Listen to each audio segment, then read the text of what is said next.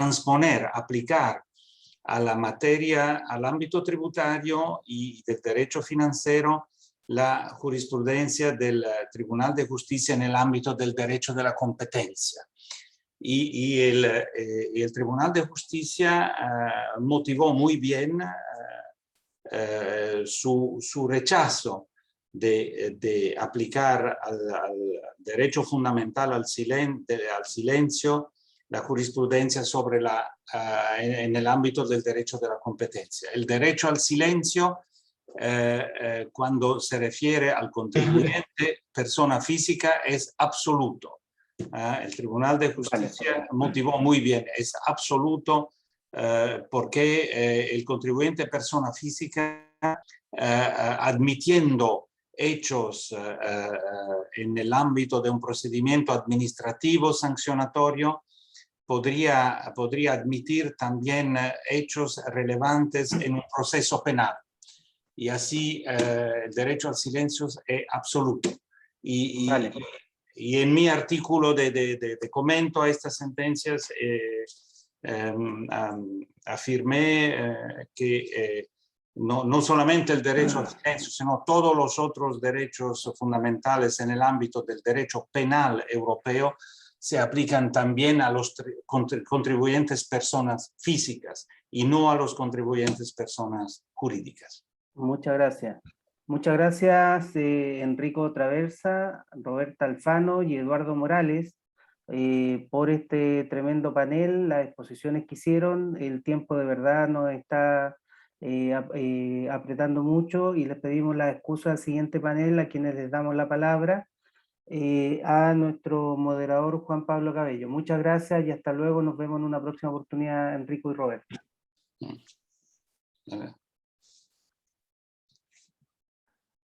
Bien, buenas tardes. Me corresponde presentar el último bloque 10, en una jornada con exposiciones de altísimo nivel, no cabe duda alguna. Y corresponde este bloque 10 a un tema muy contingente relativo a las exenciones tributarias. Como todos sabemos, materias que son recurrentes en toda discusión tributaria, que lo vimos el 2012, lo vimos el 2014, y lo estamos viendo hoy día con especial énfasis posterior a un proyecto de ley que se está discutiendo, posterior a un trabajo en la Comisión de Economistas, que fue designado por el Ministerio de Hacienda, y por lo cual creemos que es un tema que amerita tener exposiciones también de alto nivel de dos expositores que son muy reconocidos en el área del derecho tributario, académicamente y profesionalmente, que los presento en este momento. Vamos a tener a Franco Borsiglia, que es licenciado en Ciencias Jurídicas y Sociales de la Pontificia Universidad Católica, magíster en Dirección y Gestión Tributaria de la Universidad Adolfo Ibáñez, profesor en pregrado y en el magíster de la Universidad Católica y socio del estudio Alessandri.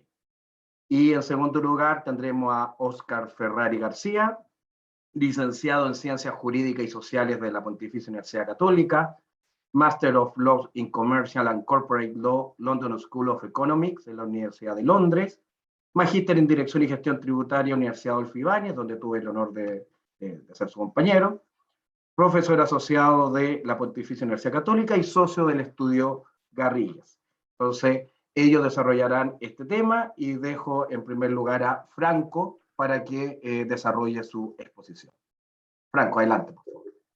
Muchas gracias, Juan Pablo. Un saludo a todos y también agradezco al Instituto de la Facultad por tener el privilegio de estar acá. Espero estar a la altura de los demás panelistas. Bueno, tal como lo indicaba Juan Pablo, este tema de las exenciones es bastante contingente y bueno, vamos a tratar de, se podría obviamente quizás armar otro prácticamente seminario completo analizando todo esto, pero vamos a enfocarnos en algunas de ellas y sobre todo en los temas más contingentes hoy en día. Por mi parte voy a hacer una referencia que me parece necesaria de qué es lo que se considera una exención, tanto desde el punto de vista económico como desde el punto de vista más jurídico y técnico, y referirme a algunas específicamente que han estado en la palestra tal vez, como el tema del IVA a los servicios, algunas exenciones que tienen relación con los impuestos personales, el DFL2 y algunas otras. Entonces, en primer lugar, me voy a referir rápidamente, en beneficio del tiempo voy a tratar de ir lo más rápido posible para que alcancemos a estar todos, tratar todos los temas que tenemos previstos. ¿Por qué es importante especificar y ponernos de acuerdo en qué hablamos cuando hablamos de una exención tributaria? Porque hemos visto, o por lo menos en mi opinión personal, de que se ha prestado para ciertas confusiones, especialmente en el último tiempo. Sabemos que el Ministerio de Hacienda le encargó a la OECD, digamos, un informe, un reporte respecto al tema del gasto tributario en general. A partir de ese informe, una comisión tributaria compuesta exclusivamente por economistas, cosa que desde mi punto de vista debiera complementarse con otras visiones, aparte de las visiones puramente economicistas. Yo creo que todos nosotros tenemos mucho que aportar en esta materia. Y a propósito de lo que después está ocurriendo en la Ley Corte de Pensiones, que desde mi punto de vista es propiamente una reforma tributaria. Y este es un tema, y este concepto de exención, digamos, en general el tratamiento de la exención es un tema que lo vamos a tener, por así decirlo, de aquí en adelante, porque tenemos que ponernos de acuerdo en qué es lo que consideramos una exención. Hoy día, ayer y mañana, digamos, siempre el fisco y el Estado van a estar necesitando recursos en forma permanente, digamos, y la pregunta que nos tenemos que hacer, bueno, el sistema tributario va a ir en función de las necesidades. Aquí yo he estado muy entretenido escuchando los paneles del día de ayer, que se hacían mucha relación con los temas constitucionales, los derechos sociales, cómo vamos a cumplir las expectativas que se están dando. A modo anecdótico, digamos, me acuerdo que se ponía a veces de ejemplo la Constitución de Alemania, un poco precursora en este tema de los derechos sociales. Sin embargo, hoy en día la Constitución de Alemania no garantiza ningún derecho social. Simplemente lo establece como metas, porque se dieron cuenta de que, siendo realistas, los recursos son escasos, las necesidades son mayores, y de alguna forma vamos a estar siempre sujetos a que cualquier tipo de exención va a estar bajo cuestionamiento, digamos, en aras de una mayor recaudación. Pero volviendo al tema que un poco ha generado esta contingencia, tal vez decirlo así, en relación a las exenciones tributarias, es porque cuando hablo del informe de la OECD, me imagino que todos ustedes más o menos lo conocen, que se refiere principalmente al tema del gasto tributario. Y el concepto de gasto tributario, digamos que es un concepto, desde mi punto de vista, que puede prestarse alguna confusión, porque realmente es más bien lo que es lo no percibido por el fisco en relación a un benchmark o un sistema tributario de referencia. Entonces el fisco no es que esté gastando algo, digamos, sino que se supone que hay un sistema tributario ideal respecto del cual el gasto tributario implica la pérdida o la desviación que el fisco podría recibir de este sistema tributario ideal.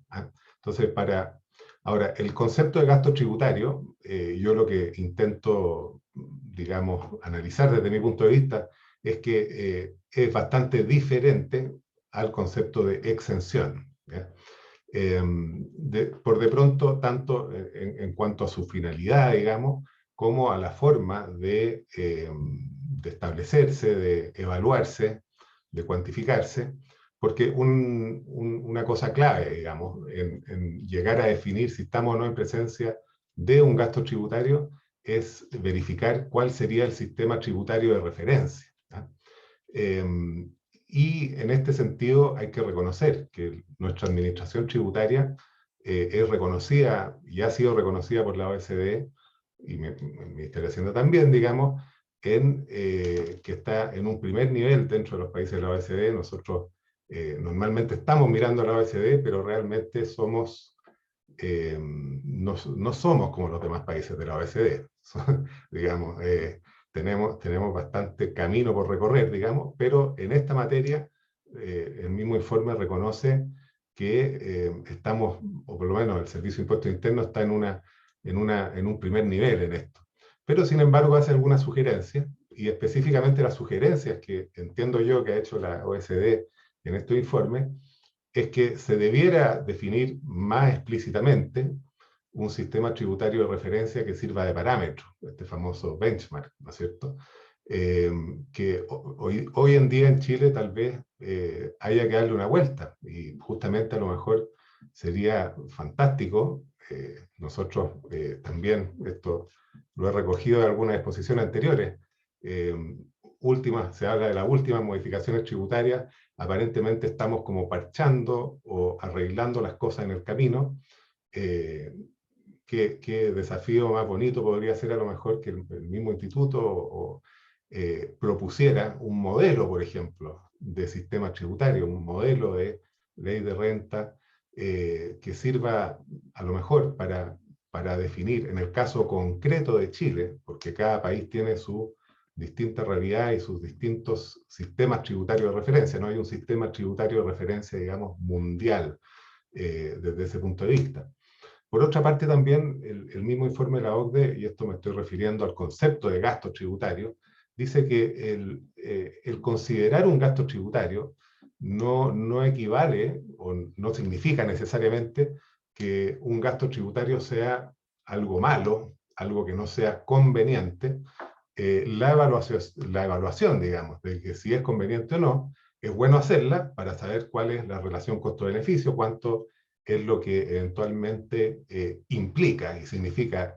Pero el mismo informe expresamente dice que los debates sobre reforma de política tributaria van mucho más allá del simple hecho de considerar que algunas partidas constituyen un gasto tributario, y especialmente porque deben tomar en cuenta las características estructurales de cada sistema tributario, y vuelvo aquí al tema del sistema tributario en referencia, digamos. Y eso, el mismo informe de la OECD, con una honestidad intelectual, dice que eso no forma parte del informe y son conclusiones que escapan al alcance del informe. Entonces, bueno, todo esto lo hago referencia porque a propósito de la contingencia, digamos, la comisión tributaria también, entiendo, llamada por el Ministerio de Hacienda, que vuelvo a reiterar, únicamente conformada por economistas, lo cual me parece una visión, digamos, parcial de lo que debería ser el tema, tomó muy como base para su informe y para una futura política tributaria este informe de la OECD sobre gasto tributario. Entonces, como primer término, digamos, establezcamos que el gasto tributario es una herramienta muy valiosa, muy importante para ciertas políticas, pero no tiene una relación directa con lo que puede ser una reforma tributaria o con un sistema tributario que nos podemos proponer a largo plazo. Para llegar al tema de qué es lo que podemos definir y analizar como exención, desde el punto de vista jurídico, desde el punto de vista tributario que nos interesa, bueno, nosotros tenemos que partir de la base de los elementos esenciales de todo tributo, que son el hecho imponible, o sea, el hecho gravado, la base imponible y la tasa. Y el hecho gravado, que bueno, no me voy a explayar en términos que ustedes conocen bastante bien, e incluso mejor que yo, pero evidentemente uno siempre hace la distinción entre hecho grabado, operaciones grabadas, y lo que queda fuera del ámbito de aplicación de la ley tributaria, que son todas las situaciones, conductas, hechos, operaciones que escapan al supuesto definido en la ley, y que vienen a ser, en el caso del impuesto a la renta, los ingresos no constitutivos de renta, en el caso del IVA, las operaciones no gravadas, con respecto a los actos, operaciones y hechos exentos de impuestos. Aquí, en las exenciones, sí se ha configurado el hecho grave, sí se ha, digamos, verificado el supuesto establecido en la ley, pero esta misma ley, digamos, lo ha eximido del cumplimiento, del pago, lo ha liberado parcial o totalmente de la carga impositiva por distintas consideraciones, ¿ya? Y esta distinción no es solo, por así decirlo, académica, sino que tiene efectos prácticos. Digamos que, por ejemplo, en el caso de la renta, las rentas exentas sí se declaran y podrían influir en mi base imponible, evidentemente, en la escala de los impuestos de tasa progresiva, como el grado complementario. Las operaciones de exentas de IVA normalmente implican emisión de documentos, a diferencia de las operaciones definitivamente no gravadas, de documentos tributarios, y pueden tener un alcance distinto en lo que es el cálculo de la proporcionalidad, por ejemplo, del IVA, ¿ya? Entonces, en primer lugar, una confusión que yo creo importante, no es que yo esté diciendo que todo el mundo esté confundido, sino que es interesante tener claridad en los conceptos, en el sentido de que gasto tributario no se identifica con exención, no es lo mismo que exención, es simplemente una herramienta que implica un sistema tributario de referencia, y por otra parte que no es necesariamente lo que nos indica o nuestro, por así decirlo, principio rector a lo que puede ser nuestro ideal, digamos. Y por otra parte, tampoco una exención puede implicar hechos no gravados con impuestos. Es distinto discutir, ¿no es cierto?, si el día de mañana vamos a gravar, ¿no es cierto?, afectar, qué sé yo, con IVA, operaciones no grabadas con operaciones, o vamos a eliminar exenciones y tener una discusión o un debate sobre su justificación o no a lo largo del tiempo o dependiendo de las distintas situaciones que van aconteciendo. Entonces, un poco la gran pregunta con respecto a lo que debiera ser o a lo que debiéramos analizar cuando estamos viendo el concepto de exenciones desde un punto de vista más estrictamente jurídico, no tan quizás económico, es qué fundamenta una exención, ¿eh? O sea, cuáles son los argumentos a favor o en contra para discutir la procedencia o no de una exención, o sea, de que hay un hecho grabado respecto del cual hemos liberado, digamos, total o parcialmente la carga. Y aquí yo creo que este tema tiene mucha relación con varios de los aspectos que se han tocado en esta jornada, especialmente en todo lo que se refiere al concepto o a los principios de igualdad tributaria, no discriminación en materia tributaria, y también se han hablado, y recojo mucho de lo que se ha dicho, respecto al principio de capacidad contributiva, que a mi modo de ver, por lo menos, va en una directa relación con el principio de igualdad tributaria y tal vez podría darse una mejor especificación, desarrollo del principio de capacidad contributiva en relación con la igualdad tributaria. Sabemos que cuando hay una exención, evidentemente hay efectivamente una discriminación. Aquí me faltó agregar en la lámina, no discriminación arbitraria, porque siempre discriminaciones van a haber, lo importante es que no sean arbitrarias, ¿no es cierto? Y eso es lo que también recoge nuestra actual Constitución, por lo menos. ¿Y qué implica que esa discriminación o esta exención no sea arbitraria? Que tenga un grado de razonabilidad. Después podremos discutir cuál es el grado de razonabilidad o no, pero cuáles serían los principios rectores de este grado de razonabilidad o no de las exenciones, básicamente, yo lo veo por lo menos en estos grandes principios que como digo, no voy a exponer ni repetir porque lo han hecho mucho mejor panelistas anteriores, pero específicamente me parece interesante el principio de capacidad contributiva, como lo voy a ir explicando más adelante, porque, bueno, desde mi punto de vista, digamos, es muy importante, sobre todo en lo que se refiere a los impuestos personales, ¿no es cierto? Porque nosotros podemos medir la capacidad contributiva estrictamente desde el punto de vista de quién tiene más ingresos, ¿ah? Cuál es mi capacidad para contribuir, digamos, a la obligación tributaria, pero también tenemos que verlo en situaciones que estamos en igualdad de condiciones. En ese sentido, claramente, independiente del volumen de sus ingresos, una persona soltera no tiene la misma capacidad contributiva que una persona casada con hijos. Una persona que tiene a su cargo hijos, evidentemente, implica un beneficio cierto, digamos. ¿Qué pasaría si el día de mañana dejáramos de tener hijos? Los chilenos, bueno, nos invaden los argentinos, los peruanos, los bolivianos y tantos más, ¿no? No quiero, lo estoy diciendo un poco así al voleo.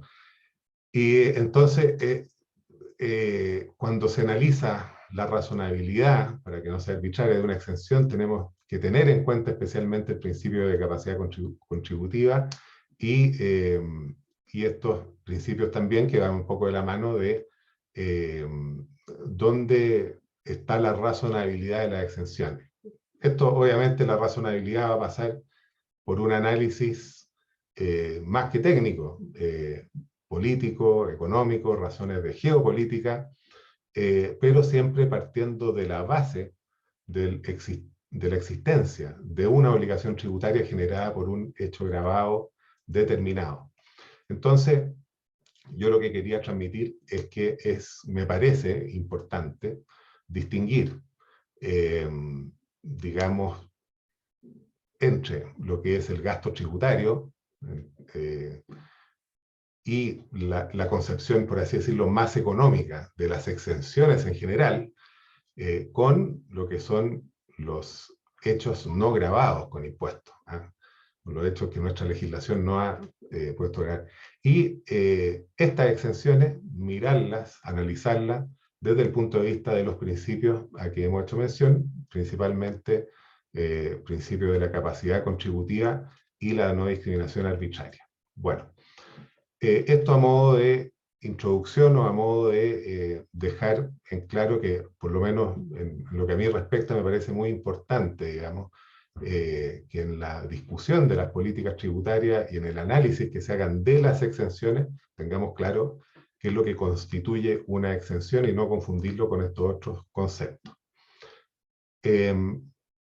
Vamos entonces al otro tema, que sería analizar algunas o comentar, digamos, ustedes ojalá que también participen, algunas exenciones o pretendidas exenciones que han estado, digamos, más en la contingencia actual.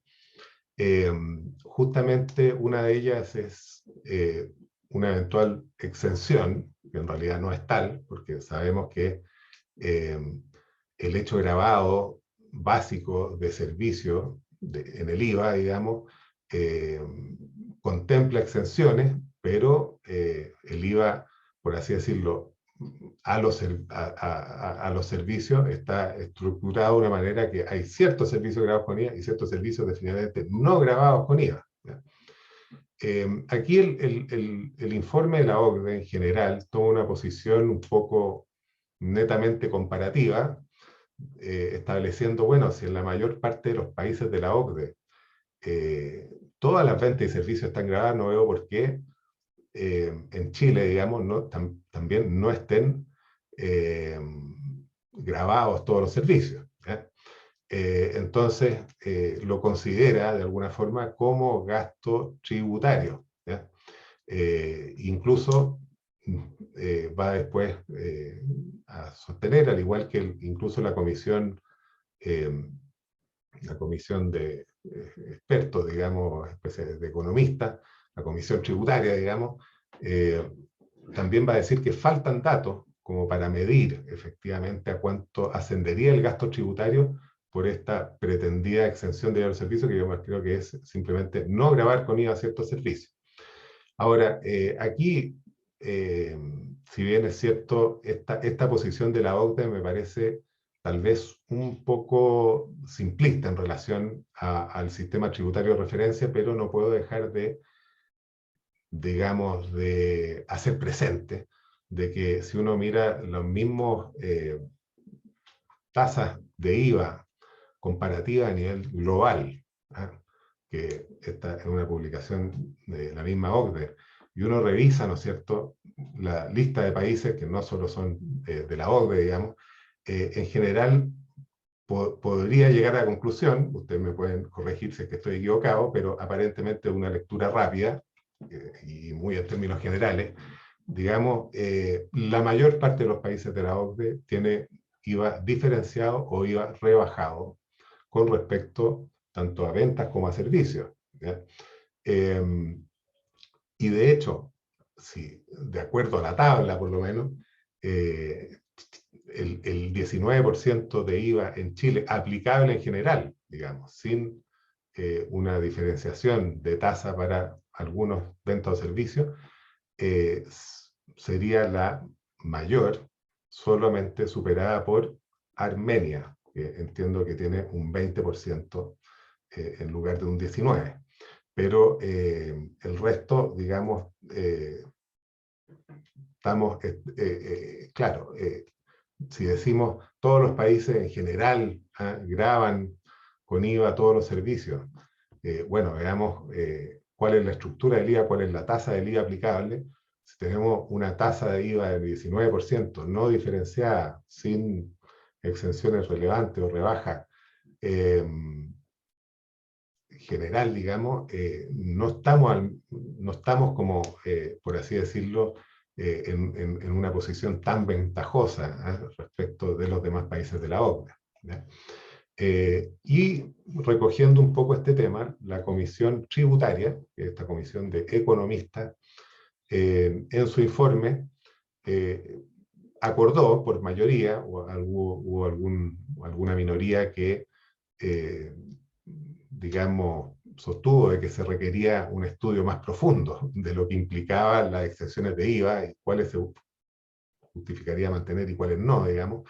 Pero el informe de la Comisión Tributaria lisa y llanamente recomendó gravar con IVA todos los servicios sin distinción, tanto por el fundamento del informe de la OCDE, que en el sentido de que en general todos los países graban la generalidad de los servicios, pero también da un argumento que a mí me parece, que no lo comparto, digamos, que dice que de esta forma se simplifica el sistema y se asegura una mayor neutralidad en la cadena del IVA.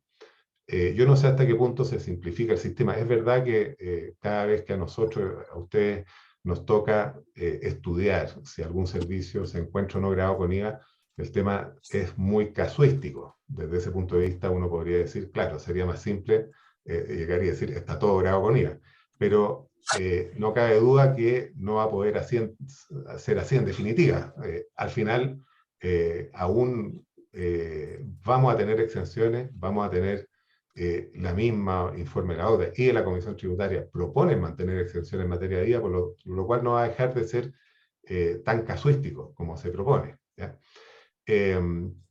Ahora, aquí hay un tema que también yo lo planteo para que ustedes también hagan sus comentarios, pero que respecto, muchas veces este gasto tributario se mide, claro, en relación a un sistema tributario de referencia, un benchmark, pero muchas veces en estas análisis, en estas discusiones de política tributaria, se habla de las tasas, los rangos, índices de evasión. Lo cual a mí siempre me ha llamado la atención porque la verdad que si pudiéramos realmente medir la evasión, significaría que podríamos combatir la evasión, ¿no? O sea, si supiéramos cuánto se va, digamos, estaríamos en condiciones de saber a dónde tener que fiscalizar. Y por lo tanto, siempre me ha llamado la atención el método que se usa para medir la evasión, sobre la base de las cuentas nacionales que informa el Banco Central de Chile. Este tema de las cuentas nacionales es un tema económico bastante técnico, que entiendo representa más o menos información sobre los flujos, los movimientos a nivel local, y que sirven de base, digamos, para hacer estimaciones de cuál sería lo esperable en recaudación. Ahora, yo me he dado el tiempo de revisar los informes sobre cuentas nacionales del Banco Central de Chile, y los mismos informes hacen la precisión e indican de que las cuentas nacionales pueden servir para ciertos parámetros en medir evasión a nivel global, pero que definitivamente no son una herramienta, digamos, técnica adecuada para medir impuestos determinados, como por ejemplo podrían ser los impuestos personales. Entonces, desde ese punto de vista, las estadísticas de evasión, desde mi punto de vista, son bastante genéricas, y tengo mis dudas respecto de su acuciosidad, digamos. Y tanto en el informe de la OECD como en la Comisión Tributaria, se llegó a la conclusión de que faltaban más datos, de que era necesario hacer más estudios para llegar a evaluar bien cuál era el gasto tributario, si es que consideramos que el hecho de que no estén grabados todos los servicios, digamos, fuera o se considera como un gasto tributario. Bueno, el hecho de que nuestra actual ley del IVA, digamos, tenga este mecanismo en el cual solo a determinados servicios se encuentran grabados y otros no. Estos servicios normalmente, que son los enumerados en los artículos 20, números 3 y 4, y que el artículo 20 no hay que desconocer que son las rentas del capital. Son en general actividades donde predomina el empleo de bienes de capital por sobre el trabajo, el esfuerzo personal. Esto, desde mi punto de vista, tiene una cierta lógica. ¿Y por qué tiene una cierta lógica? Porque cuando se emplean bienes de capital, se utilizan también bienes de capital, ¿no? Y eso, evidentemente, tiene una influencia directa en porque sabemos que el IVA, como impuesto plurifásico, digamos, que implica una cadena en la cual se determina la diferencia entre mi débito y mi crédito fiscal. En la medida que yo no emplee bienes de capital, probablemente voy a tener muy poco crédito fiscal, ¿no? Se contemplan también en la misma ley una lista bastante, no sé si llamarla extensa, pero importante, de exenciones respecto a los servicios grabados con IVA, tanto en el artículo 12 letra E como en el 13, referido más bien a instituciones o entidades. Varias de estas exenciones me ha costado entenderlas desde el punto de vista de que algunas derechamente constituyen hechos no gravados con IVA, o sea, no era necesario establecer exenciones, por ejemplo, respecto de los ingresos de los artículos 42 y 48 de la Ley de la Renta. No están dentro del 20 número 3 y 4, por lo tanto no entiendo cuál fue el origen de eximirlo, digamos. Pero bueno, eso nos va a servir para también algunas conclusiones que vamos a establecer más adelante. Refiriéndome en específico al proyecto de ley corta de pensiones, que como decía anteriormente, para mí, en definitiva, es un proyecto de reforma tributaria también. Se amplía el hecho grabado, no se está eliminando una exención a todos los servicios que se presten, salvo a los que se encuentren expresamente exentos, ¿ya? Manteniendo algunas excepciones e incorporando alguna otra. Aquí ha sido interesante ver que en la tramitación de este proyecto, actualmente entiendo en la Cámara, donde además ha tenido una destacada participación nuestra panelista también, Javiera Suazo, que incluso vi que había sido felicitada por las comisiones de trabajo y de los distintos diputados por su intervención. Pero actualmente por lo menos el informe, el último informe de la Comisión del Trabajo en la Cámara, habría eliminado, o habría propuesto más bien, eliminar esta, a su vez, eliminación o esta modificación con el objeto de tener a todos los servicios grabados con IVA por su eventual impacto que podría tener en las pymes, o también digamos, poca información que se tiene respecto a los efectos que va a producir, ¿ya? Bueno, hay un tema que también en su minuto se planteó, ¿qué pasaría de aprobarse este proyecto con las sociedades de profesionales? ¿Ya? Como vimos, hay una exención que a mí me parecía un poco irrelevante por cuanto está eximiendo hechos no grabados, pero que se refiere explícitamente, que es la del numeral 8 de la letra E, que se refiere explícitamente a los ingresos de los artículos 42 y 48. Por lo tanto, dentro de las contribuyentes que perciben estos ingresos están las sociedades de profesionales. Estas sociedades profesionales que tienen la particularidad de poder optar por tributar en el régimen de primera categoría. Entonces, una de las preguntas que se plantea, ¿se beneficiarían o no de esta exención? Bueno, el mismo servicio, en alguna circular que por ahí estoy citando, la circular 63 del 2010, dijo que aún en este caso, aún en el caso de que hayan optado por tributar en primera categoría, siguen siendo ingresos del artículo 42. Por lo tanto, llegaríamos a la conclusión de que las sociedades de profesionales, en cuanto califiquen como tales, cómo se determina si una sociedad es de profesionales o no, son aquellas que prestan exclusivamente servicios profesionales a través de sus socios, asociados o dependientes que colaboren en la prestación de estos servicios. Esa es como la definición clásica que se ha otorgado de sociedades profesionales. Por lo tanto, en la medida que yo tenga una sociedad profesional, califique como tal, voy a poder acogerme a esa exención y incluso podría elegir, ¿no es cierto? Si es que tengo un determinado negocio que me dedico a los servicios, estructurarme de forma tal de que cumpla con los supuestos de una sociedad de profesionales, o bien, por otra parte, no. Con lo cual, llama un poco la atención de que queda un poco a la voluntad de cómo se estructura el contribuyente si yo en el futuro voy a estar o no grabado con IVA. ¿Ya? Dos minutos, Franco. Sí, entonces voy a ir mucho más rápido. Rápidamente, ¿por qué? ¿Cuáles son las razones por las cuales yo creo que la producción de bienes en general está afectada mientras que los servicios profesionales no lo está?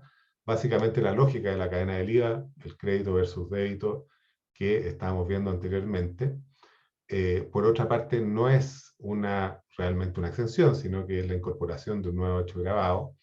Y en general, bueno, tampoco se ven normas sobre gradualidad, digamos, o sobre cómo se implementaría esto. ¿Qué pasa con el crédito fiscal, por ejemplo, en el activo fijo, etcétera? Respecto a algunas exenciones en los impuestos personales, el eventual gasto tributario, por así decirlo, volver al concepto de gasto tributario que se produciría por esta renta mínima o este tramo exento de global complementario, o la forma en la cual nosotros, ¿no es cierto?, estipulemos los distintos tramos del impuesto global complementario, en general para la OCDE no se considera un gasto tributario, ¿ya? Ahora, se habla normalmente de que estas tasas progresivas, y específicamente el impuesto global complementario, por sus características permite una mayor redistribución del ingreso, una equidad. Se discute si su efecto en el ahorro e inversión en cuanto a las deducciones que se pueden hacer.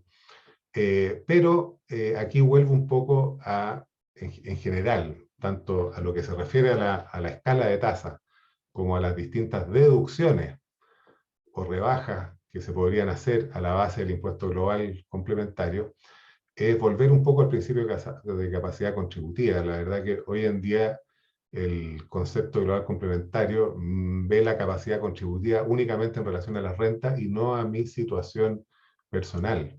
La verdad que las pocas referencias personales que tiene el impuesto global complementario son en definitiva relativamente poco aplicables. Si bien las cotizaciones previsionales y todo eso no se consideran tampoco gastos tributarios, en el sentido no se considera exención, sí tenemos discusión respecto de los intereses de crédito hipotecario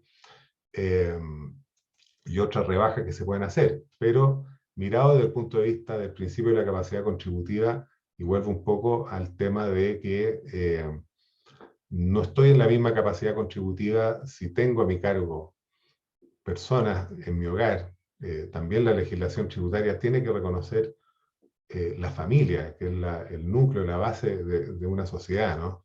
Entonces, bueno, respecto a la deducción por créditos hipotecarios, de intereses por créditos hipotecarios, tanto la OCDE como la Comisión Tributaria ha propuesto eliminar este beneficio, con lo cual me parece que es aún quitarle más los pocos elementos que le quedan de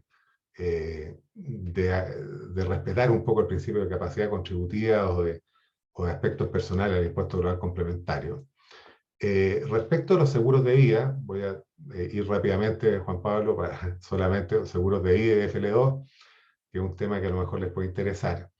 Esto es algo bastante curioso por cuanto, si bien nosotros sabemos que en la ley de impuesto a la renta las sumas percibidas por el beneficiario asegurado en cumplimiento de un seguro de vida no constituyen renta, están dentro del marco de lo que son las indemnizaciones, ¿ya?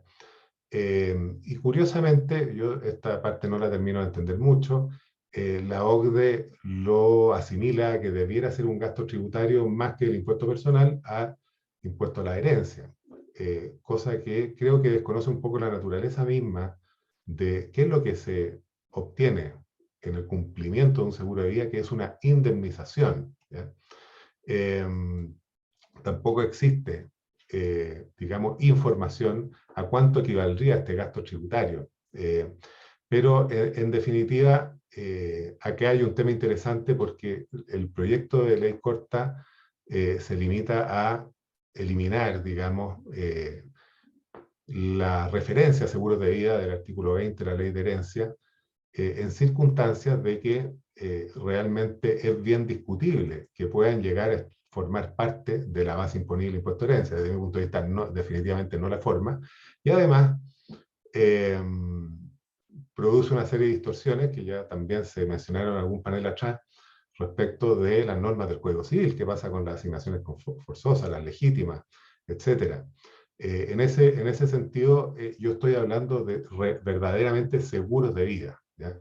Porque en ese sentido creo que también ha habido una mala práctica por parte quizás de los economistas, voy a tirarle un poco la oreja a los economistas, de inventar seguros de vida que no lo son tales, ¿ya? Y muchas discusiones tributarias respecto al tratamiento de los seguros de vida dicen relación más como, desde mi punto de vista, lo menos una desvirtuación del concepto de seguro de vida, cuya naturaleza es una indemnización, y sería una indemnización de un daño emergente, porque se supone que el seguro de vida tiene por objeto proteger a alguien que va a dejar de poder percibir o tener la seguridad de alguien que le proporcione ingresos, o en caso de incapacidad de producir ingresos. Bueno, y para terminar, referencia al DFL2. Después en las preguntas, por último, podemos complementar algo de esto. El tema del DFL2, bueno, no voy a entrar mucho porque tampoco creo que es mi competencia en su impacto que ha tenido en el tema de las viviendas sociales o no en nuestro país, cómo ha incentivado la construcción, etc. Pero aquí, desde el punto de vista más técnico y lo que nos atañe a este panel, digamos, importante que en el proyecto de ley corta se pretende, digamos, afectar los beneficios respecto de las viviendas adquiridas con anterioridad al 2010. ¿Ya? Aquí la misma comisión tributaria hizo alcance de que esto podría traer problemas de consideraciones de tipo legal y constitucional.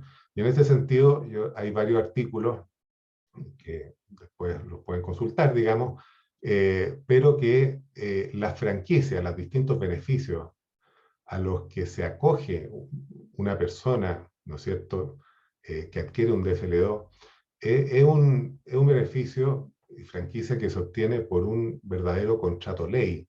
Y la misma ley, el mismo decreto DFL2, digamos, se preocupó en su artículo 20, entiendo, no, me pareció que lo había puesto, está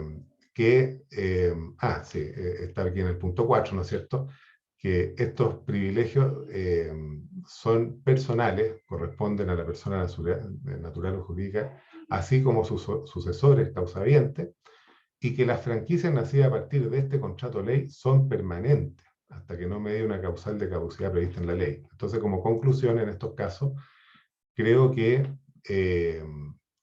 esta ley, desde mi punto de vista, o esta modificación, no sería legalmente viable. No es posible modificar el estatuto legal respecto de las viviendas ya acogidas a este beneficio. Como ustedes probablemente saben, hay, aparte de lo que estamos hablando de la forma en la cual se estableció, porque el legislador en el DFL2 previó que podía haber una modificación futura y se preocupó justamente de que si hay una modificación futura no se afecte esta especie de contrato ley. Y hay jurisprudencia respecto a esa materia que la tengo citada ahí. Y bueno, en relación a otras exenciones, beneficios, franquicias tributarias, los que tengo marcados aquí en rojo son las que están, por así decirlo, han estado en tela de juicio por parte ya sea del informe de la OCDE de la Comisión Tributaria, y por otra parte las que están en azul son las que hay algún consenso en mantenerlas. Bien, perdón si no fui lo rápido como había prometido, normalmente uno no promete lo que cumple, pero gracias Juan Pablo y que siga entonces Oscar. Muchas gracias, Franco.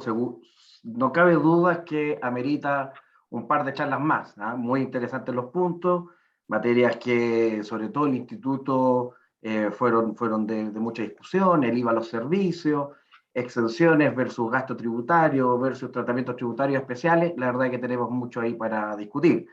Vamos con Oscar. Oscar Ferrari, que nos complementa con otras exenciones, mirando el mercado de capitales y algunas otras particularidades. Así que, Oscar, la pantalla es tuya. Muchas gracias, Juan Pablo. Espero que me escuchen y vean bien la presentación. Muchas gracias también al Instituto y a la Facultad, por supuesto, por la invitación. Tal vez partir tranquilizando un poco a la gente que nos está todavía escuchando hasta ahora, digamos. Afortunadamente, Juan Pablo fue muy previsor.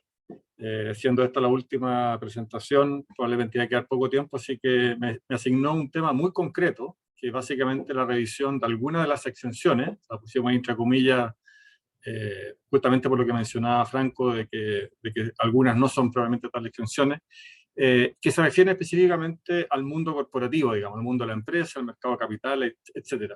Y la verdad es que en la revisión que pretendo hacer, no pretendo hacer una charla expositiva, ni mucho menos una clase magistral como la que hemos escuchado antes.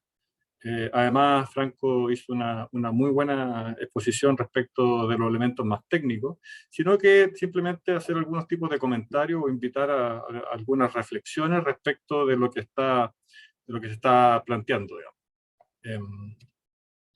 Lo primero es que como toda exención, de alguna manera hay que compatibilizar beneficios y costos, digamos. Hemos hablado aquí de que obviamente las exenciones generan algún tipo de distorsión en el sistema, que la OCDE y el informe habla lo refiere más bien a gasto como algo más genérico, ¿cierto? Se puede afectar la igualdad tributaria, la no discriminación, la capacidad contributiva, etcétera. Todo eso ya lo hemos escuchado y parece súper importante.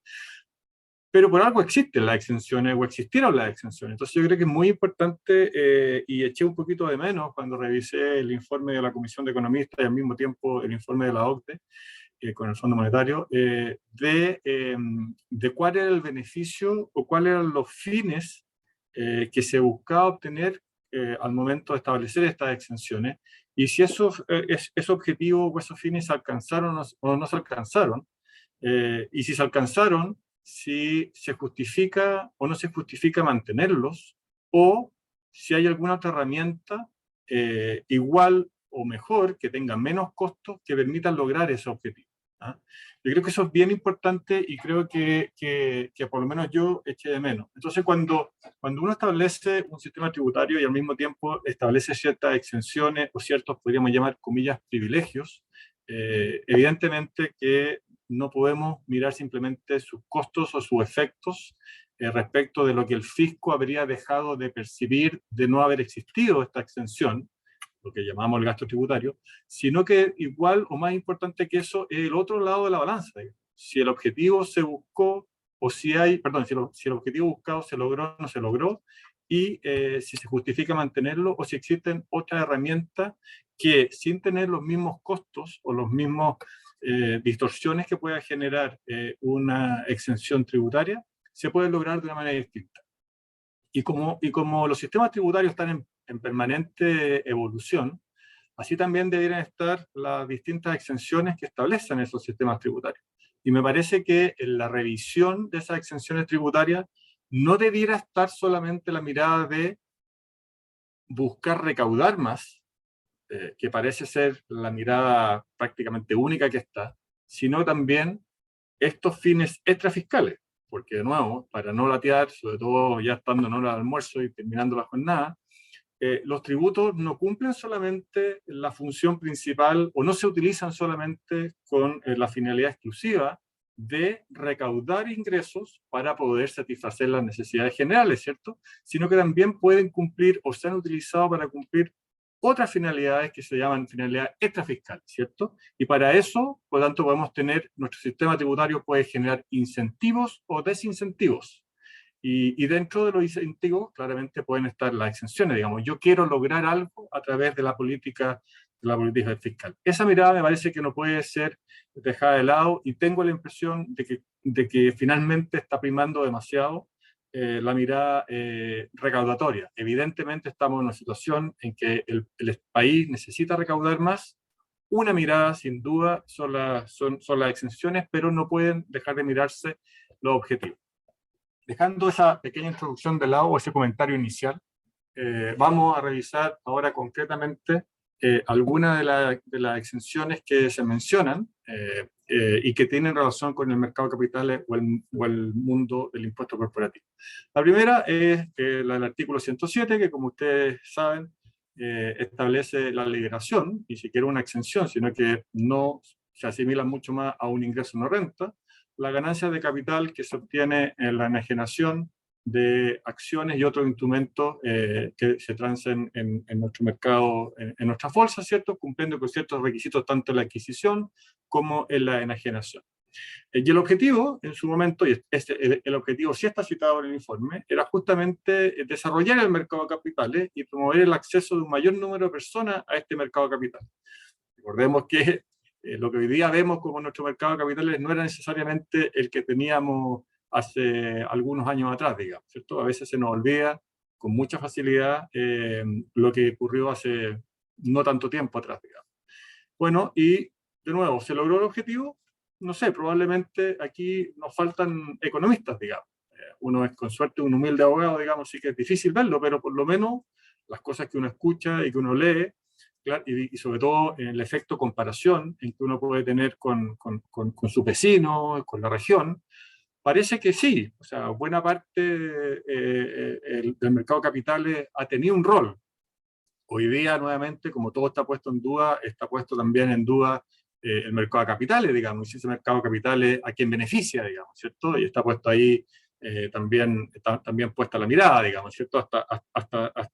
Y lo hemos visto a raíz del del primero, segundo y tercer retiro, la discusión del cuarto retiro, también el rol que cumple o no cumple el mercado de capitales. Pero al menos en lo que parece haber sido el objetivo, desarrollo del mercado de capitales, sin duda me parece a mí que, digamos, personal la opinión, y por supuesto por eso digo que estos son comentarios y reflexiones simplemente, me parece que sí se logró el objetivo. De hecho, recientemente probablemente ustedes habrán leído por ahí que ya hay empresas colombianas que están viniendo a transar sus productos en Chile, se está pensando lo mismo con Perú, etcétera. Hay incluso una integración de las bolsas para efecto de lograr, de aprovechar la profundidad y la liquidez del mercado de capitales chilenos, que no significa que esté garantizada, así que creo, yo lo personal, que hay que cuidarlo.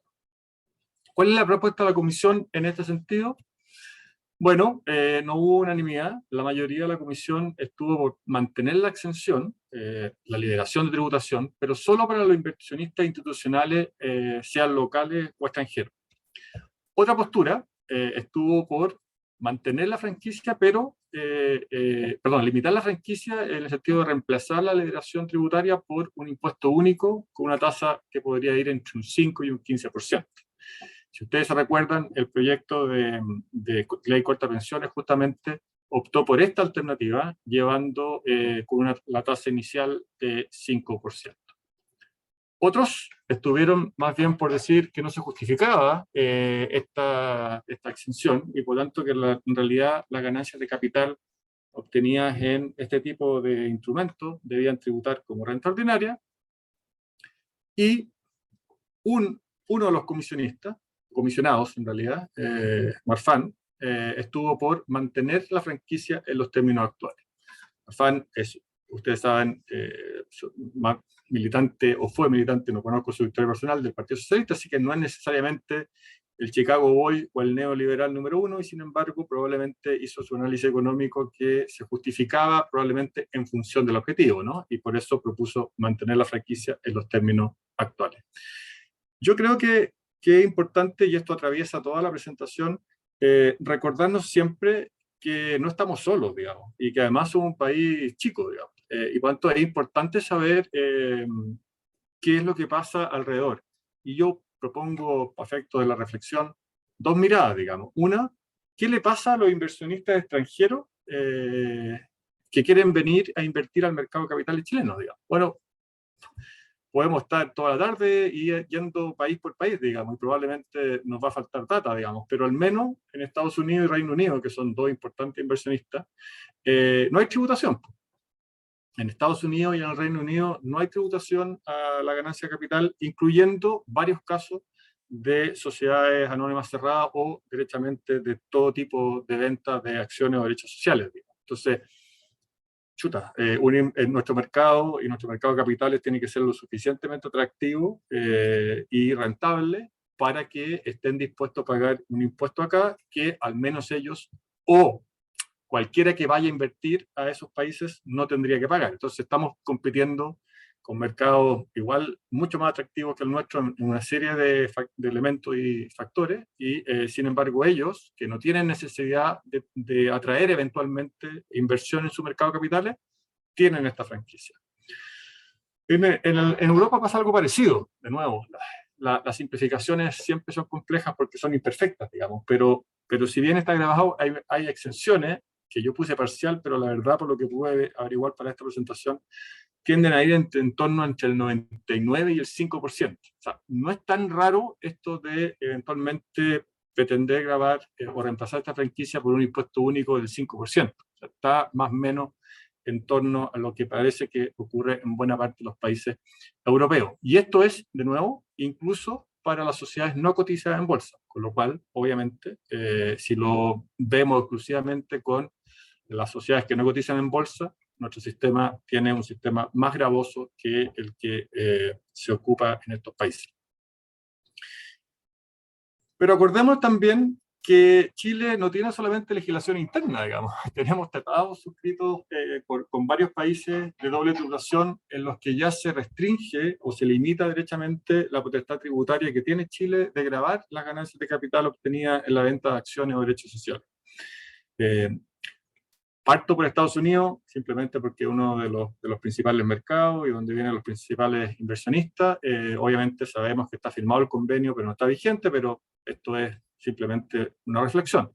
Y ese convenio, de nuevo, está resumido acá, señala que Chile no puede gravar la venta de acciones con presencia bursátil, sean inversionistas institucionales o no.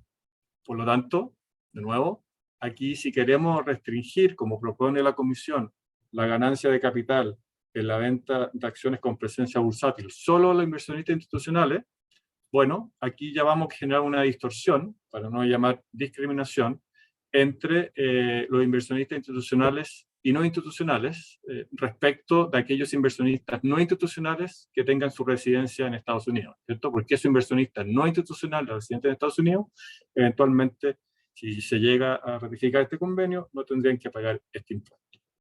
Y respecto a las demás sociedades, no me gustaría dejarlas de lado, digamos, bueno, establece como varios otros convenios una tasa máxima de 16%.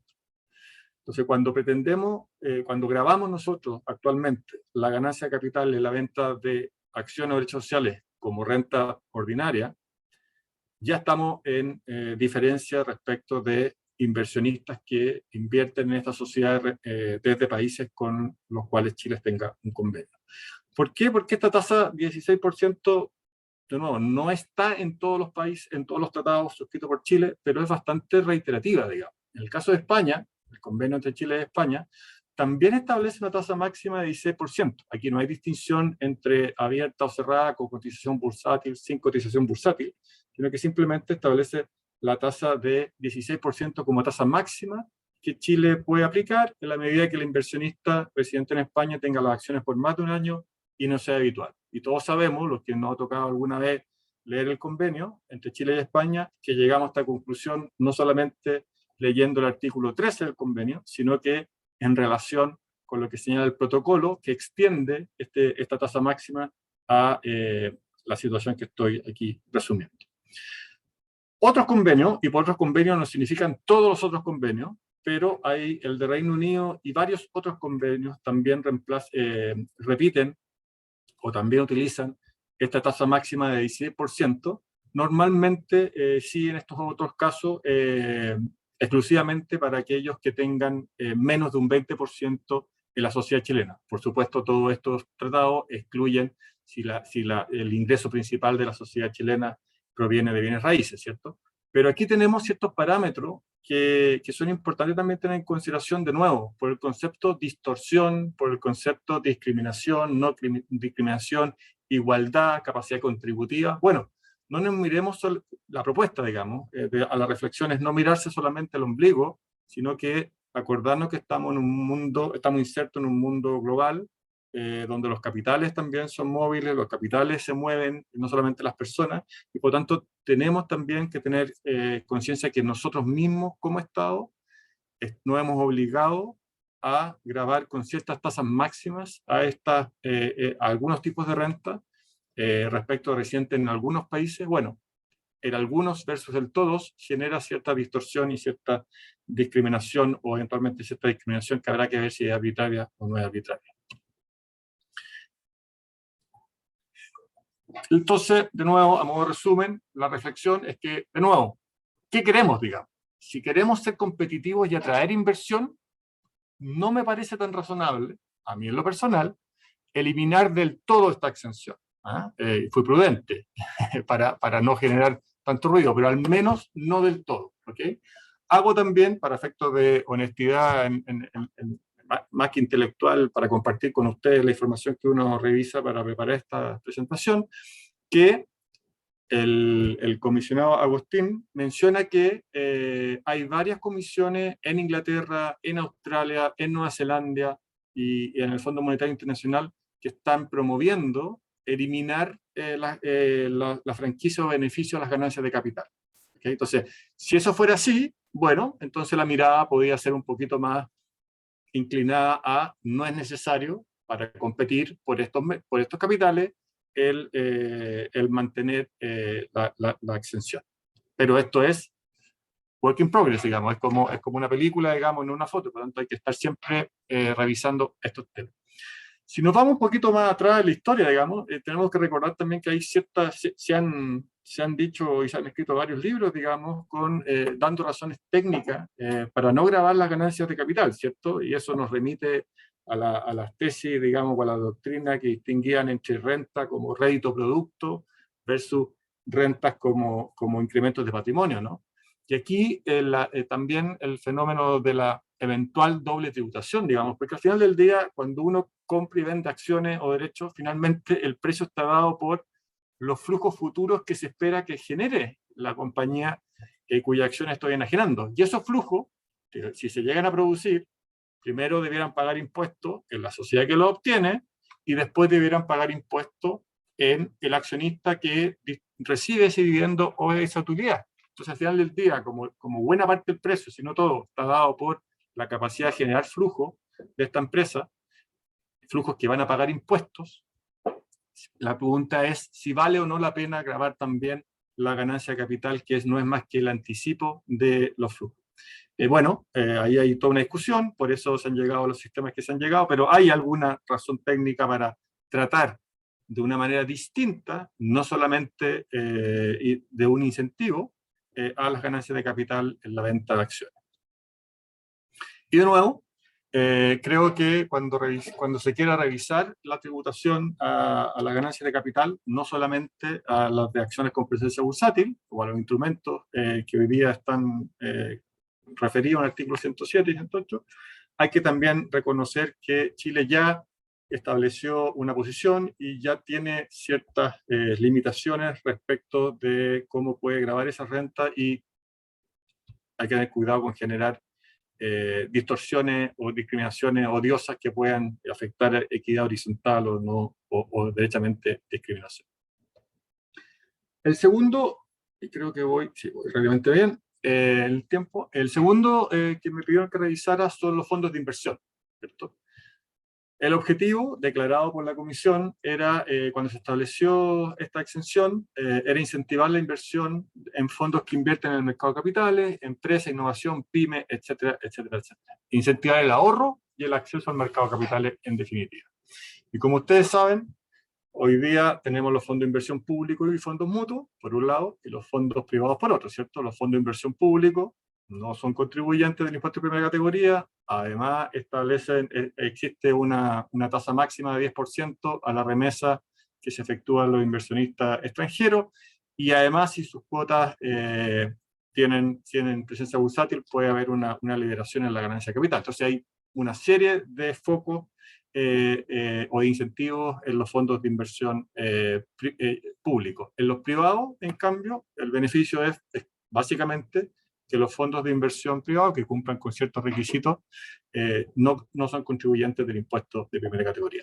Aquí tampoco el informe menciona nada del objetivo. Tiendo a pensar, y de nuevo es obviamente como todo pensamiento cuestionable, que probablemente sí cumplió un objetivo, o sí cumplieron su objetivo los beneficios que se establecieron respecto a los fondos de inversión públicos y de los fondos mutuos, digamos. No necesariamente respecto a los fondos de inversión privados, que la verdad que probablemente a lo mejor el objetivo era muy noble, pero se han utilizado básicamente como vehículos de inversión casi particular, digamos, como su nombre lo indica, casi para efectos privados. Y por lo tanto ahí a mí me parece que la mirada respecto de uno y otro, respecto de su tratamiento tributario, tiene que ser distinto, digamos. A mí me cuesta, porque uno podría decir, no, que son vehículos de inversión colectiva, que requieren un mínimo de 8 aportantes, ya, pero ¿cuántas sociedades de personas, o cuántas sociedades anónimas cerradas, o cuántas sociedades por acciones, cuántas sociedades en comandita también son vehículos de inversión colectiva, en el sentido que tienen 8 o más socios o accionistas, y igual son contribuyentes del impuesto de primera categoría? Me cuesta necesariamente ahí ver el objetivo. Tal vez el objetivo debería estar más bien anclado en el objeto de la inversión. O sea, si quiero incentivar la inversión en startups, en venture capital, en inversión y desarrollo, bueno, ahí debería estar eventualmente puesto un incentivo más que en el vehículo propiamente tal, creo yo. ¿Cuáles fueron las propuestas de la comisión? Bueno, en el caso de los fondos de inversión público y los fondos mutuos, se concluyó que continúen sin ser contribuyentes de primera categoría, pero que se graben de alguna manera las remesas que se efectúen a los aportantes, digamos, eliminar, por ejemplo, el 10% de impuesto único a la utilidad remesada a los inversionistas extranjeros, y que se graben con impuesto de primera categoría las distribuciones a otros contribuyentes del impuesto de primera categoría, es decir, eliminar la exención, que es una exención indirecta, ¿no? Porque lo que hace la ley es asimilar las distribuciones de los fondos a los dividendos distribuidos por sociedades anónimas chilenas, y esos dividendos a su vez están exentos de impuestos de primera categoría. Esa exención es la que se propone eliminar. Y respecto a los fondos de inversión privados, la mayoría de los miembros de la comisión estuvo por la eliminación de la exención y por lo tanto tratarlos como contribuyentes del impuesto de primera categoría. Yo, de nuevo, creo que es bueno mirar qué pasa en otros países. En Estados Unidos, los fondos de inversión público, los fondos mutuos, las ganancias de capital que obtengan los partícipes tiende a estar liberada de impuestos. Lo mismo, o una situación similar, ocurre en Europa, donde su tratamiento además está armonizado por una directiva de la Comunidad Económica, en que los fondos que cumplan ciertos requisitos regulatorios, de nuevo, apuntando básicamente a los fondos públicos, están grabados al 1% o 0% en algunos de los países de Europa, aunque sus partícipes sí tributan cuando vendan su participación.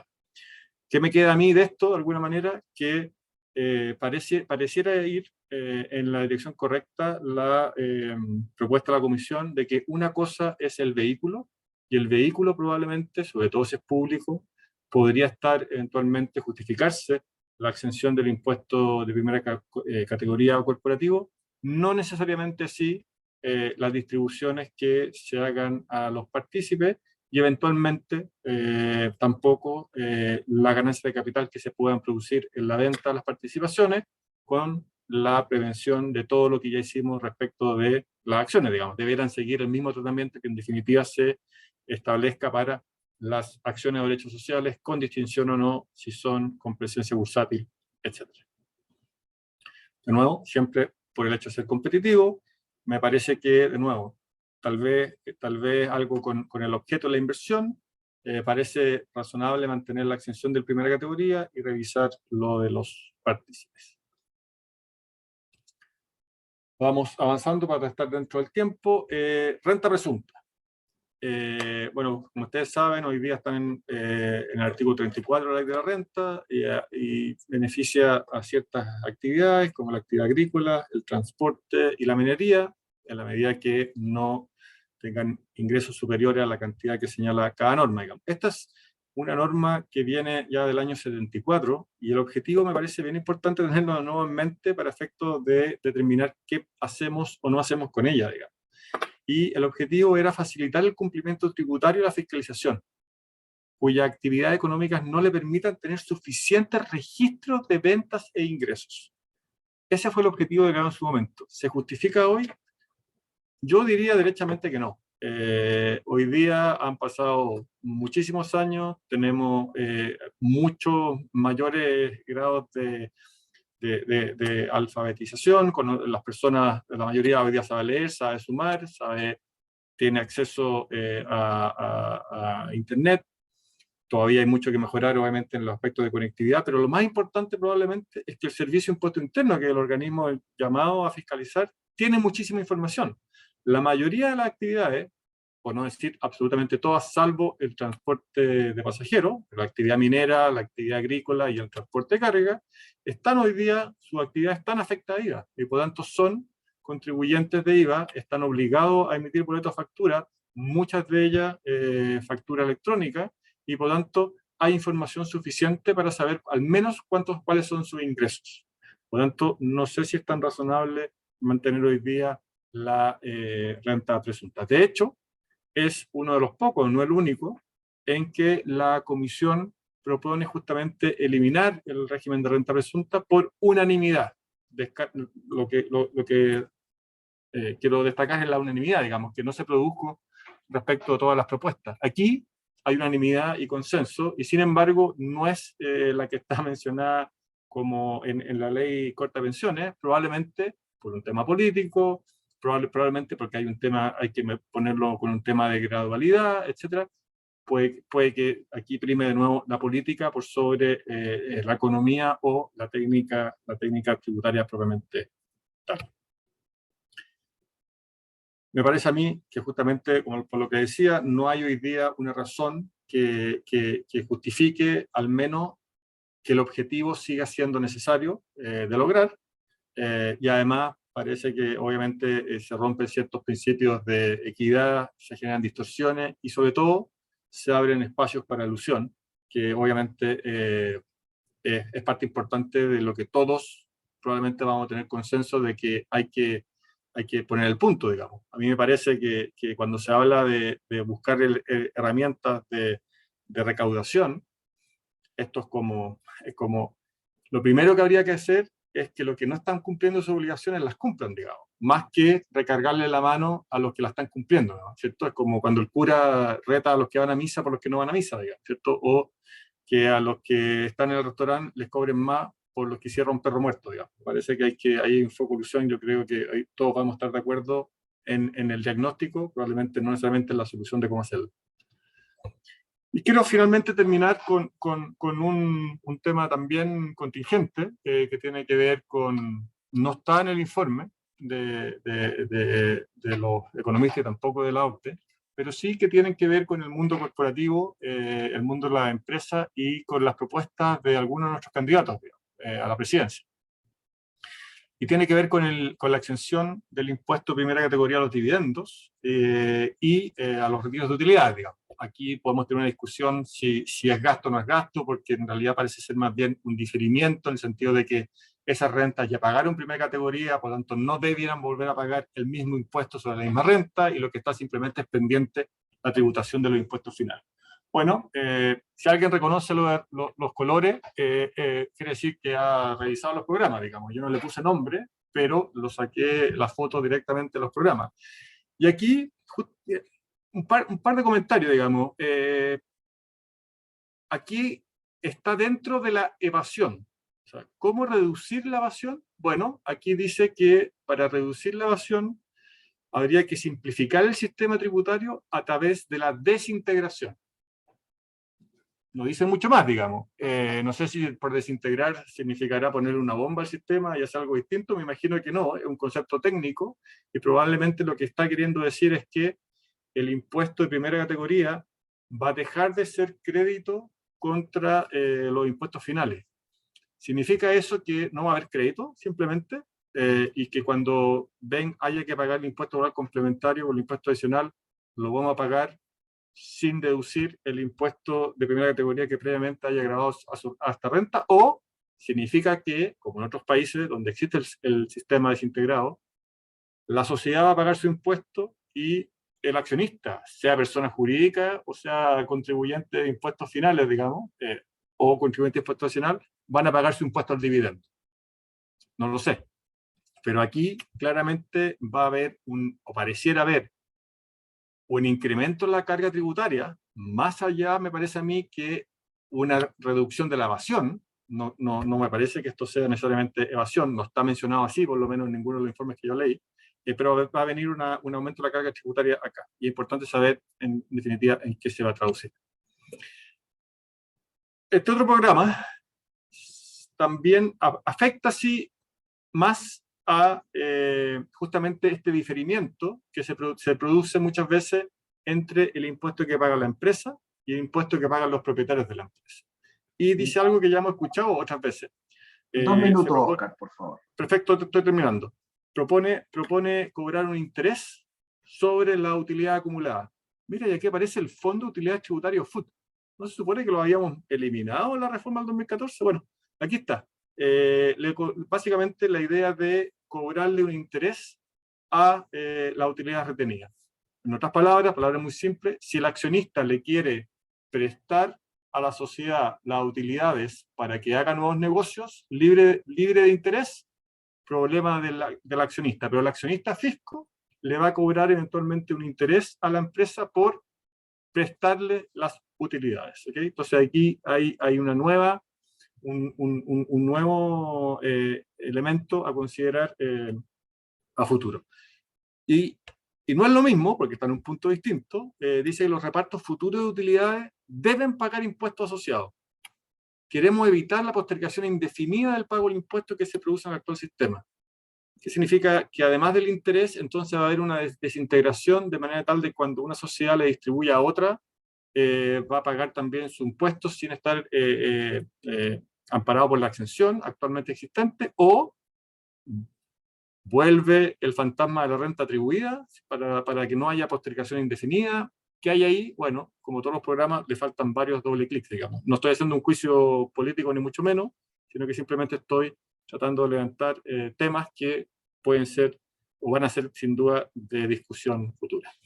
Y con esto termino, así que estoy perfecto dentro de los 2 minutos. Vuelvo casi a lo que mencioné al principio de la presentación, ¿no?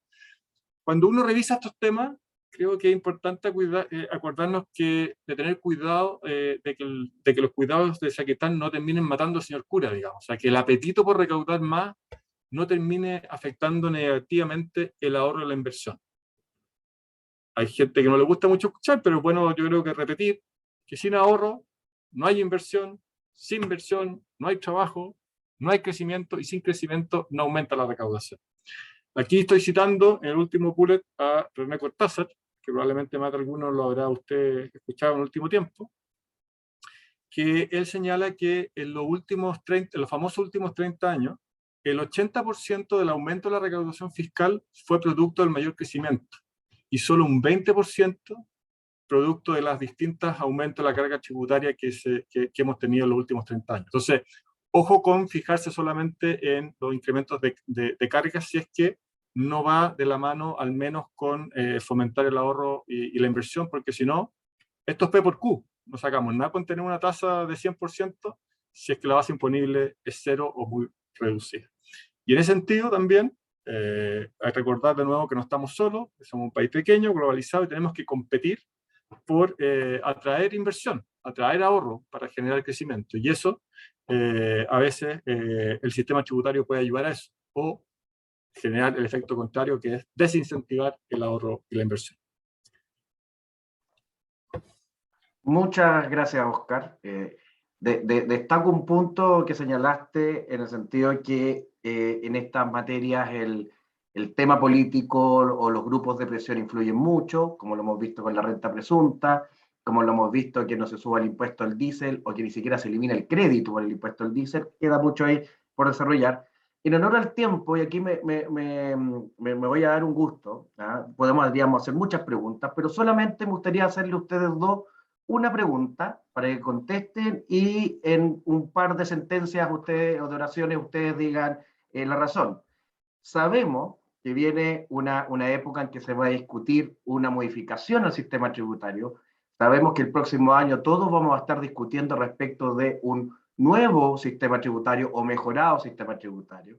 También, y opinión personal, uno no debiera enamorarse de los sistemas, puesto que todos tienen sus pros, sus contras, lo importante es que sea orgánicamente coherente.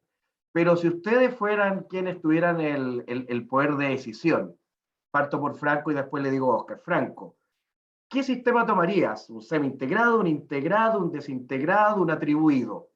¿Y por qué? En 2 oraciones. Bueno, yo voy a hacer como los políticos aquí, que me voy a tratar de responder algo medio genérico, pero yo iría por un sistema único, primero que nada. Esto de tener 2 sistemas paralelos o 3 sistemas. La verdad que más que la integración o desintegración, porque yo veo que los 2 sistemas pueden ser absolutamente viables en Chile, en la medida que se hagan bien. A mí lo que realmente me preocupa es que no tengamos, y vuelvo a este famoso sistema tributario de referencia. Pongámonos de acuerdo, así como tú mismo estás haciendo la pregunta, ¿qué es lo que queremos? ¿Qué es lo que deberíamos hacer? Dejemos de estar arreglando en el camino la última reforma, digamos. Entonces, de una vez por todas, integrado o desintegrado, la verdad, no me importa mucho. Esa es la verdad. En la medida que esté bien hecho. Muchas gracias al candidato Franco, que promueve un pacto tributario. Oscar, de semi-integrado, integrado, desintegrado, atribuido. No puedo estar más de acuerdo con Franco, voy a votar por él, de hecho. Tiene que ser un sistema, ojalá, más permanente de lo que hemos tenido en los últimos años, que afortunadamente nos ha permitido ganar buena plata, digamos, y financiar la educación de nuestros hijos, pero le hace mal al país, digamos, estar haciendo cambios a cada rato, digamos, y saltar sobre todo de un extremo a otro. Tiene que ser un sistema simple, que tenga pocas distorsiones y que sobre todo sea un sistema competitivo. De nuevo voy a citar a René Cortázar, porque lo escuché para preparar esta presentación junto a otro economista, digamos. Cuando Chile crecía al doble que el promedio del mundo, teníamos una tasa impositiva que era la mitad de la actual. Y hoy día que crecemos a la mitad del mundo, cobramos 20% más que el promedio de la OCDE. Algo no suena bien en este sistema actual. Así que claramente hay que mirarlo, pero mirarlo a largo plazo, ojalá simple, con pocas restricciones y sobre todo competitivo. Muchas gracias, Oscar, Franco, muy buenas las exposiciones. Solo me permito agregar a los saludos y el homenaje a Juan Manuel Barahona. Yo sé que muchos de los que están acá y que están escuchando lo tuvimos como profesor o lo tuvimos como jefe y fue claramente alguien que nos guió en este camino. Así que muchas gracias y dejo a Yuri o Mario para que procedan a la siguiente etapa.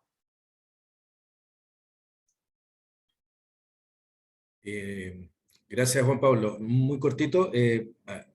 Me gustaría dejarlos con la palabra de la Universidad Católica, que participó junto con el instituto en esta actividad y vamos a tener, digamos, las palabras de Eduardo Lago, el encargado del tema tributario en la Facultad de Derecho de la Pontificia Universidad Católica, quien nos va a dar, digamos, las palabras de cierre de esta actividad.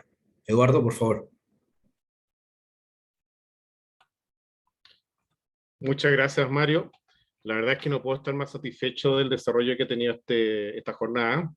Para nuestra facultad es un honor haber sido anfitriona de estas jornadas, que además son una necesaria contribución al debate tributario en estos tiempos de especial efervescencia, ¿no es cierto?, y discusión constitucional. Quiero especialmente agradecerte a ti, agradecer a Yuri, agradecer al Instituto Chileno de Derecho Tributario y a todos los académicos nacionales e internacionales que tan generosamente han participado, y que gracias a ellos hemos podido gozar de ponencias y exposiciones de un altísimo nivel técnico, y lo más importante, de un auditorio entusiasta y participativo. En esta misma línea, y atendido los tiempos que corren, hoy más que nunca, tenemos que traer a la luz la importancia de estos principios constitucionales tributarios que tanto hemos mencionado. Tenemos que reflexionar sobre los derechos fundamentales de los contribuyentes, del derecho al secreto, a la reserva, del debate en torno a los impuestos al patrimonio, que viene fuerte, de las exenciones que acabamos de analizar, de los impuestos mínimos globales, en fin, tantos temas que están dando vuelta y permanentemente cuestionándose aquí y en todas partes, pero en Chile lamentablemente este tema coincide, ¿no es cierto?, con un proceso constitucional y también con una crisis social y también agudizado por una pandemia que ha impactado en todo el mundo. En la Facultad de Derecho, nosotros de la Católica, estamos muy comprometidos con este debate país.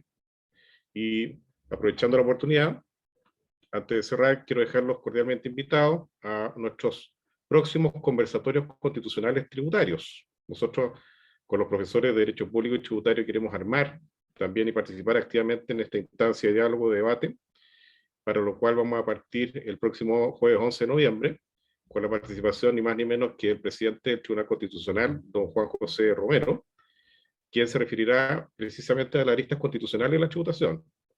Y la idea es continuar regularmente con la participación de nuestros académicos en Derecho Público y Tributario. Así que próximamente le haremos llegar los detalles de registro e inscripción.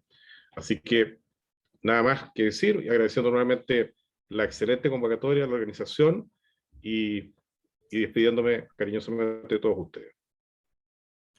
Muchas gracias, Eduardo. Solamente para terminar, que todos nuestros oyentes, los socios y los académicos de las distintas universidades, y por supuesto la de la Universidad Católica, consideren que vamos a hacer todo lo posible junto con la Facultad de Derecho de la Pontificia Universidad Católica de tratar de editar el libro de las terceras jornadas de derechos tributarios, para que todo esto que se ha discutido y se ha hablado quede impreso en un documento, el cual pueda ser consultado y pueda ser vuelto, digamos, a revisar por cada uno de nosotros. Sin más, muchas gracias a todos y si Dios quiere, nos veremos en alguna próxima actividad. Que estén muy bien. Gracias a Dios, gracias a todos ustedes. Adiós. Chao.